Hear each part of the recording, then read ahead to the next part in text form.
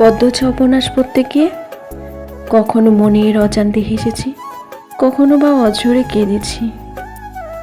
এই পৃথিবীর সব থেকে কঠিন মানুষটাও কোনো একটা মানুষের কাছে নরম হয়ে যায়।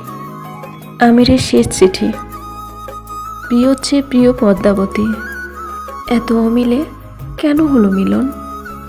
কেন কালো অন্তরে ছড়িয়েছিল ফুলের সুবাস? আমাকে ধ্বংস করার জন্য অন্য কোনো অস্ত্র কি ছিল না? এমন কঠিন কষ্ট কেন দেওয়া হচ্ছে আমাকে? তোমার ব্যথায় আমি দগ্ধ হচ্ছি। তোমার কান্না, তোমার আর্তনাদ আমার মস্তিষ্কের প্রতিটি নিউরনকে কাঁপিয়ে তোলে। মনে হয় মাথার ভিতর পোকারা কিলবিল করছে। বিচ্ছেদের বিষাক্ত ছোবলে নীল হয়ে যাচ্ছি আমি। আমাকে বাঁচাও। ইতি আমির হাওলাদার। আমিরকে হত্যা করার পর পদ্মার উক্তি ছিল, ক্ষমা করো পৃথিবী, আমি তাকে ঘৃণা করতে পারিনি, তাকে আমি নিষ্ঠুর মৃত্যু দিতে পারিনি।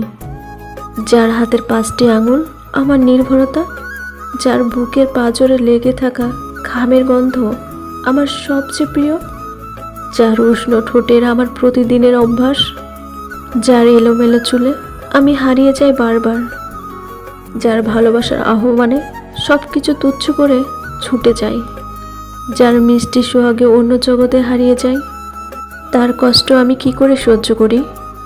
লোকে বলে স্বামীর বা পাঁজরের হাড়ের স্ত্রী তৈরি, তাহলে যার পাঁজরে আমার সৃষ্টি, তার আর্তনাদ কি করে শুনি?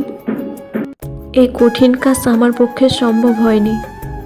পৃথিবীর সবাইকে বলে দিও আমার কবরটা যেন আমার স্বামীর কবরের ঠিক বা পাশেই হয়।